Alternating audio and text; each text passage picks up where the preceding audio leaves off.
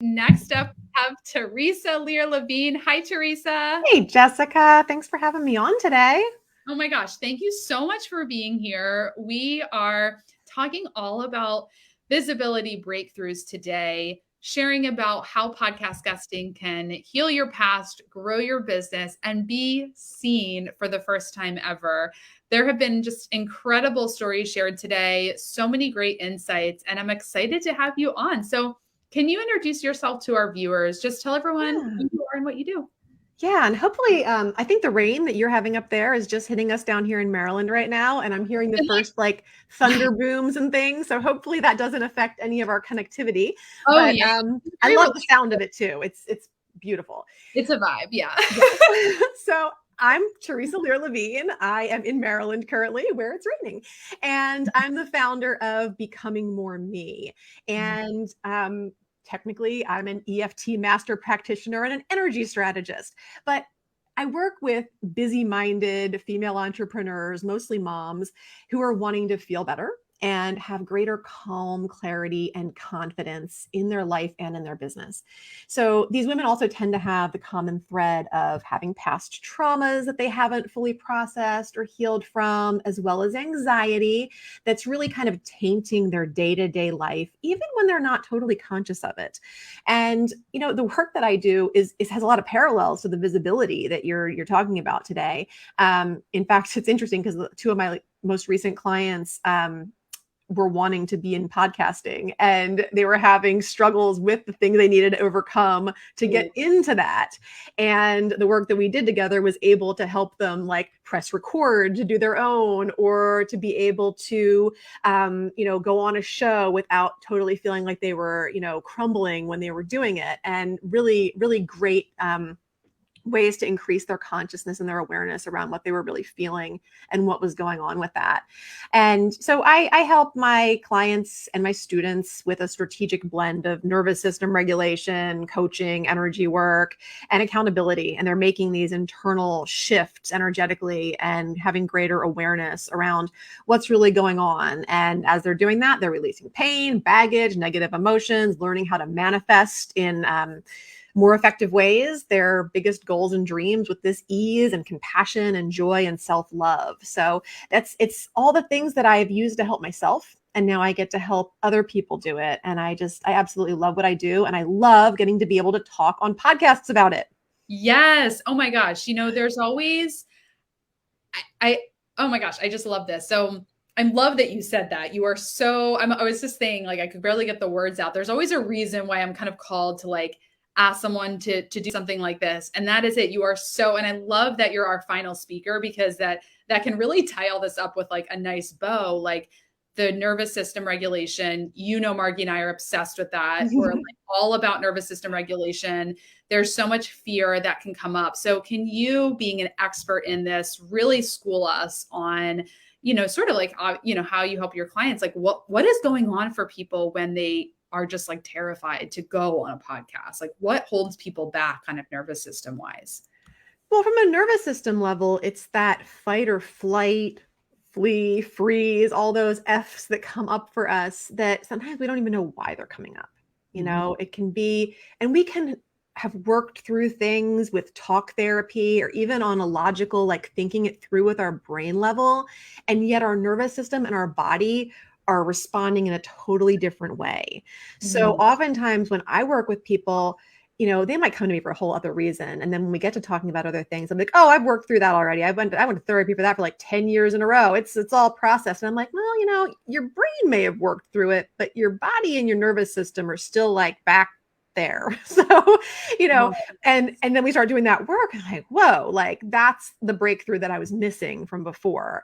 So it's really just in the layers that we've talked about, throughout your conversations today. It's layers. It's figuring out like, how are you feeling? And then working on it a bit and then figuring out, okay, and what's left now? Okay, let's work on that. Now, how are you feeling and what's left now? And just continuing to move through the different energies that are coming up and the different ways that we can make our nervous system feel more comfortable around that. Because one of the main modalities that I use in my practice is EFT tapping, which stands for emotional freedom techniques.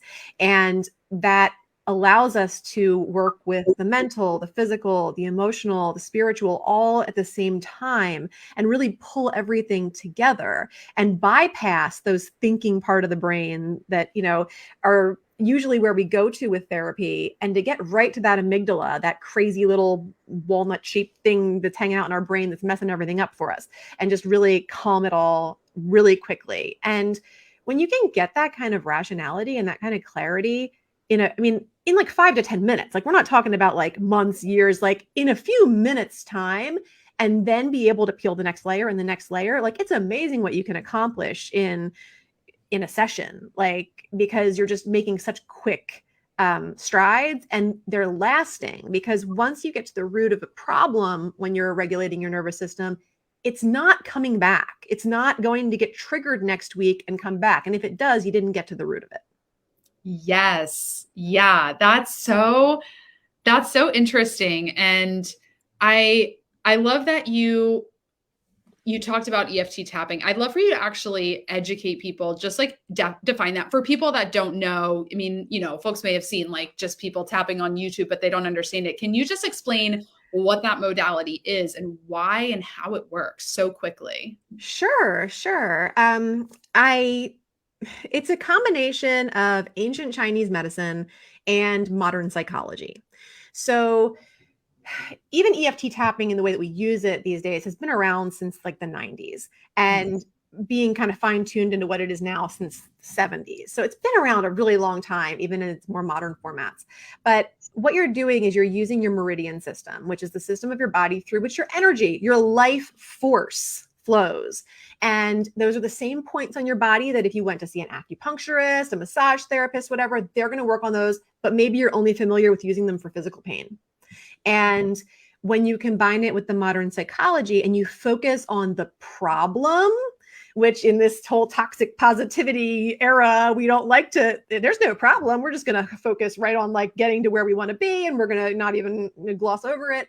That doesn't work. We have to root out the yucky stuff before we can, like, it's like taking the weeds out of the garden before you plant the seeds to grow the flowers. If you grow the flowers in the weeds, you're going to lose sight of all the beauty there because there's weeds everywhere, and they'll quickly get overtaken by the weeds anyway.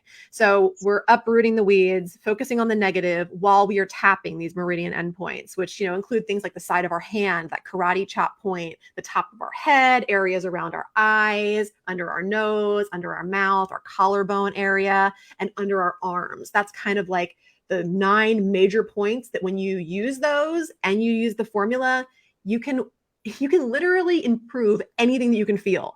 So that means whether it happened in the past, whether you're worried about it happening in the future, whether it's happening right now, and whether it's physical or emotional, even genes, you can alter your genes with this therapy. Like there's nothing that it can't make better. It's crazy because energy is everything. Yeah. I love that you help moms too, because I've noticed, like, as I've learned how to regulate my nervous system, things are more peaceful with my kids. Yes. Because our nervous systems are communicating with each other. And I'm certainly not perfect at it. Like this morning, Me either.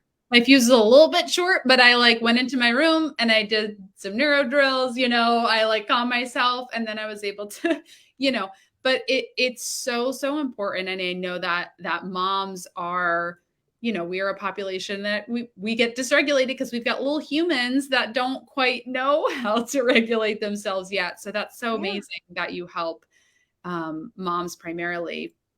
You mentioned Teresa, and sort of like when you explain your business, you said something similar about like being seen. I can't remember the exact phrase, but I'd love for you to talk more about how like the impact that being seen when you're interviewed on podcasts, like what's the impact that that's had on you and your business? Sure. Well, first of all, podcasting on a more regular schedule has been huge. I was doing a lot of my own booking or having my assistants find bookings for me beforehand.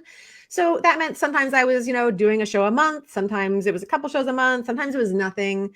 But more than that, the topics and the platforms weren't consistent. So I was finding myself using a lot of my valuable energy to come up with ways to speak to that audience, to create something for that show, to do that instead of being able to just talk about the things that are near and dear to me and kind of lather, rinse, repeat. Not that any two shows I ever do are alike, but at least my focus can stay the same when I'm being booked on things that are in alignment with what I want to be doing. And also to know that when they're not in alignment, you guys are like, cool, like, we're not going to worry about that one. Like, let's move on. Like, you're very respectful of what works and what doesn't. So that's been really helpful. And I had two big goals this year, which were to focus on podcasting as a way to grow my business. And I just launched my own podcast just last year. So I just my 1 year anniversary of the Becoming More Me podcast just happened this month. So very exciting. And I wanted to get better with that for my own show and also be more consistent with being on other shows and to use that to develop my story, because writing a book and having that published in some way, shape, or form is also on the list for this year. And I can't tell you how helpful it's been and how happy it's made me to have this as a way to do that. Because when you're talking like all the time, it feels like, I mean, sometimes the shows come in waves, and I'm on at least one show a week guesting. And sometimes it can be like 4 or 5 shows a week that I'm guesting. And, you know, when you're getting on all these shows, I'm getting bookings through you guys, but I also have people reaching out to me because they're seeing me on other things. So yes. I don't just get the bookings that I'm, paying for your services to provide, but other things are naturally coming to me because of that increased visibility. So that's pretty awesome. And it's helping me to really develop my story, to learn what I want to teach my audience, and to understand how I want to impact and enrich the lives I get to touch through the interviews, and also to feel abundant about the opportunities that I have to interact. Because when I was only doing, a show here or there, it felt like, oh, I got to get it perfectly right. And, sometimes it would be like an over plan, or, it would feel really cumbersome. And now it's like, okay, so that interview might not have been 100% the way that I wanted it to go, but tomorrow or later today, I have another interview that I'm giving, and I'll just tweak things for that and see if it's better. And maybe it's not as bad as I thought it was anyway. And I'm just being overcritical because we tend to be our own worst critic anyway. But because I get to keep talking, and keep having opportunities, then I don't worry about it as much. And I also don't have time to worry about it as much because I got to get ready for the next thing. So you don't get stuck in that perfectionist loop.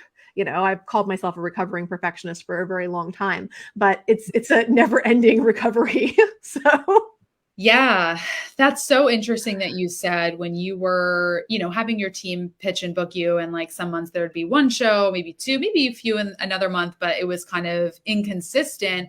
You kind of felt like every show had to really perform because it wasn't that consistent. Whereas when you're doing it really regularly, you don't put it's like you don't have all the eggs in one basket. That's right. A metaphor I like to use because I got chickens, but it's like, you don't want to have all your eggs in one basket. And I actually just advised a client who was going to have like an individual landing page for every single show. I was like, that's really not necessary because first of all, it's going to take so much time to update your landing page for every title.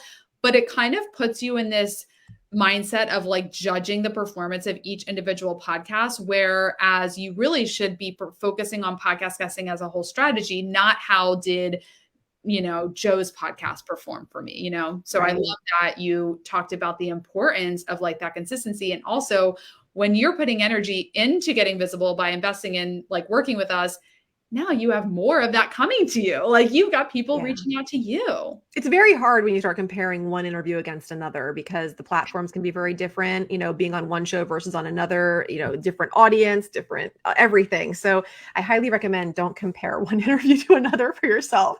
But, the evolution that happens is crazy. doing all the interviewing allows you, like I said, not to stagnate. And they always say, like, if you want to accomplish a goal, you just have to fail faster and fail more, you know? So if you're looking to do that, and that's evolution, that's just how we evolve. And boy, if you want to watch like growth in action, like go to my podcast website, because it's tempting to want to bury some of those old interviews that I did when I first started. But gosh, if you look at like my media appearances page and you go down to some of those first ones and you listen to one of those and then you listen to one from like this month, it's like, I'm like, wow, Teresa, like you've come a long way. And it's the evolution. It's the evolution of a speaker, an energy strategist, an EFT master, a writer, a thinker, an entrepreneur, a mom, a wife, a woman, like all those things happening all at once. And it's pretty cool, really. So I won't bury them or delete them. And I couldn't if I wanted to, because they're not my shows. I know.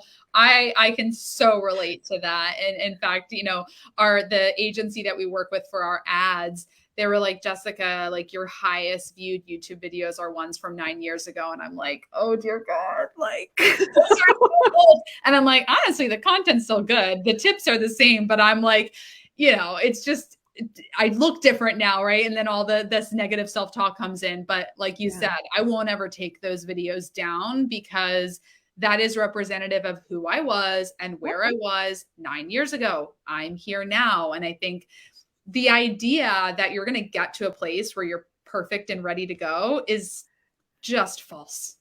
Well, yeah, I mean, and the idea too, with all those layers and stuff, it's we're always going to be evolving. Like I think you said with one of the other people that was on earlier, and I was thinking the same thing when I was thinking about this conversation this morning. And you may think that you've gotten so visible. You may think that like you've stripped off the clothes and you've lost the curtains and you've lost all your cover, and then you realize all you lost was the overcoat. Like, and there's still like all this stuff that's still left to go. But it's that way. It's always that way. Like you never get to the bottom of it. You're always evolving into that next version. So I know that like even next year, when I look back at how I'm talking to you today, I'll be like, oh, wow, girl, like you've come a long way, because I'm not going to stop. And that's what this allows me to keep doing. Yes. And I just love the title of your podcast too, because I feel like it's so representative of what I value about podcast guesting. It's just like, you become more of yourself and then you share it, because you can like, I guess, become yourself. But then if you don't share it, it's just sort of like doesn't feel real. Do you find that theme with your guests and when you're talking about this? Like, do you find that sharing who you're becoming is a really important part of the equation? It's such an important part of the equation, and it's such an important part of my own growth and my own ability to be authentic and vulnerable. Like gosh, if I go back to like my favorite musical, which I can quote for almost anything and relate to anything, Hamilton, they talk about in the end, like when you die, you have no control, like who lives, who dies, who tells your story. Well, you know what? We're all here right now, and I get to tell my story, and I can pull in Eliza, and I can put myself back in the narrative, and I can make sure that my story gets told the way that I want to while I'm here. And it's, for me, podcasting, my business, everything I do is about legacy. And, it's all part of creating that.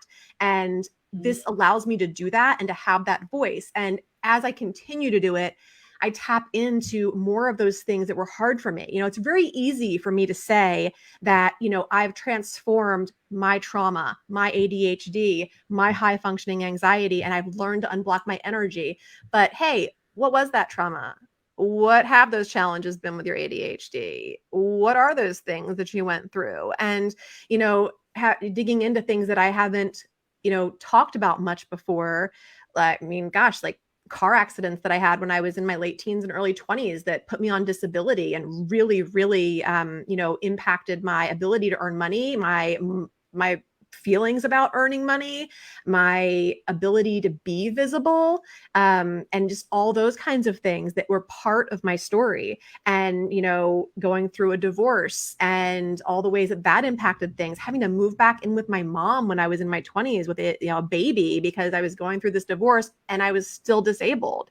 And like all those things that just really played into my beliefs about myself and things that I needed to break through, and that I used these very techniques that I help other people put into action in their lives to break through their sorts of things. So just, being able to speak those things out loud now is healing to me. And I know that it's healing to the ears they land upon that need to hear them.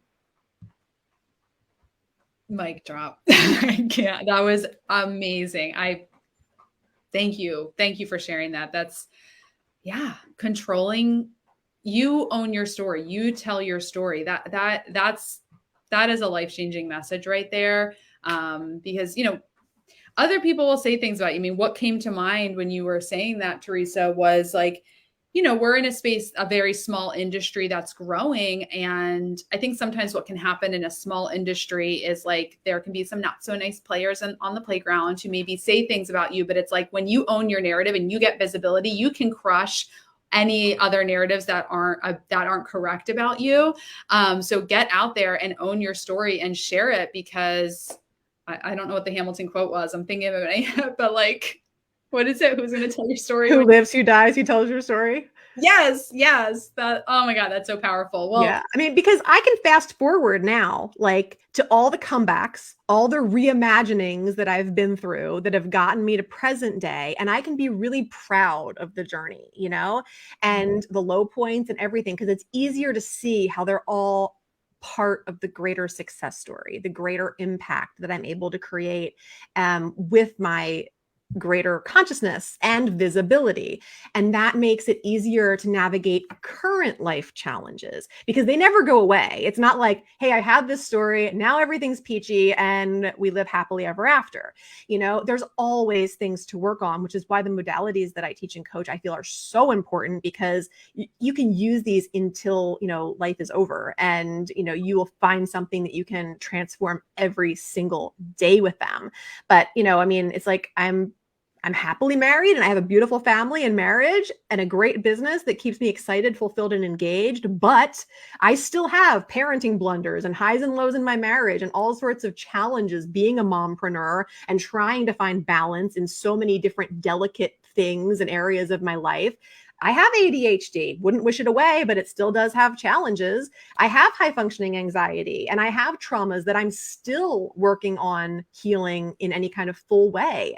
And life's going to have that kind of stuff, and being better equipped to handle it and be able to serve other people from that place is, and how I choose to believe these things and the thoughts that I choose are just, they're so important. And that's all stuff that I get to talk about on podcasts and that I get to grow from and help other people grow from, because I'm willing to sit here and have a chat. So powerful. Teresa, this was absolutely incredible. What you shared was so powerful, so transformational. Thank you for coming and spending your time with us today. Where can our viewers connect with you if they feel like that you could help them? Yeah, well, thank you so much for having me, Jessica. I appreciate it. And I'd say my website's probably the best place to go if you want to find all the things, teresalearlevine.com, or you can go right to the podcast website if you wanted to look at my crazy history and evolution, and that's becomingmoreme.com. And those are great places to check things out. Amazing. Thank you so much, Teresa. We'll talk to you soon. Yeah. Bye.